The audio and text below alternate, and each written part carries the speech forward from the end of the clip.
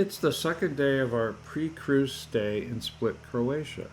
Tomorrow, we'll be boarding the motor yacht Cataleya for a one-week cruise along the coast. Check for Cataleya in the links below. For now, we'll keep letting you know the best of Split. Beginning our day of exploration, we can't get enough of the narrow alleyways framed by ancient Roman arches. The bell tower of the Cathedral of St. Domnius rises dramatically in the background. One of the four entrances to Diocletian's palace is the Golden Gate. It once served as the emperor's ceremonial entrance. Hunger called, and a local charcuterie answered. But it wasn't enough. We still had a sweet tooth and had to get the best gelato in town. Looking over the central palace courtyard known as the Peristyle, we turn into the vestibule. Serving as a traditional space between Peristyle and Diocletian's private quarters, it was designed to impress visitors with its scale and symmetry. Its open roof soars into the sky. From the waterfront, we venture into Procurative Square, just west of Diocletian's palace. Red neo-Renaissance facades with arched colonnades flank a wide stone paved plaza which hosts concerts, festivals, and public events.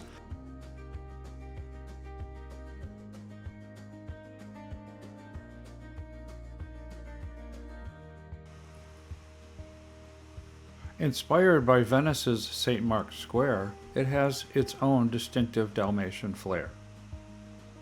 Several restaurants occupy the square.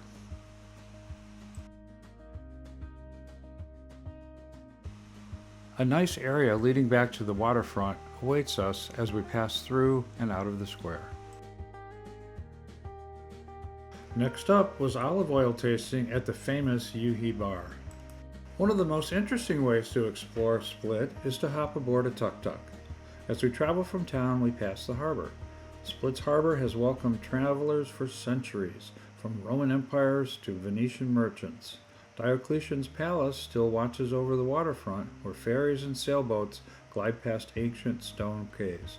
It's more than a scenic port, it's a living timeline, where history meets horizon. Finally, the stone streets give way to a pine-shaded paths. You arrive at Margin Park, a beloved green escape for both locals and travelers alike. Margin Park is a must-see when in Split. Entering the park through a stone walkway, we enter a magnificent forest that gives way to open vistas.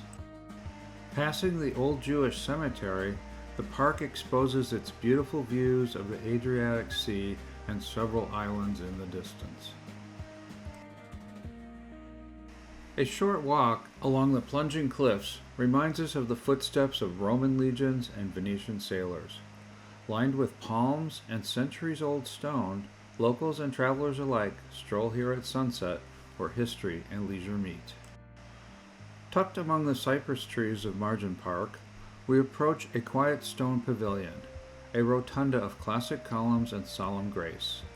This memorial structure marks a place of reflection where Split's layered history meets the stillness of nature. Here we slow down and feel the timeless rhythm of Croatia's coastal soul. As we descended the Margin Hill, we stopped at Terraca Vidilica, which served as a lookout for sailors and pilgrims arriving in Split. Today, it's a peaceful terrace and cafe offering panoramic views over the old town, the harbor, and the distant islands of Brač and Solta.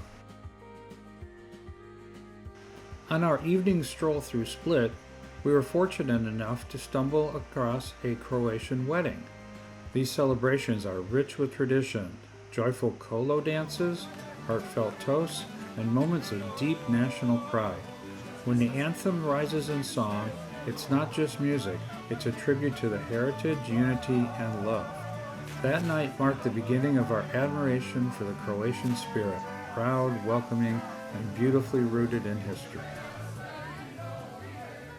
The Magnus restaurant is located inside the historic stone walls of Diocletian's palace. The grandiose interior features a richly decorated ceiling, highlighted with painted panels and ornate framing. After a nightcap, it was time to end the day and get some rest.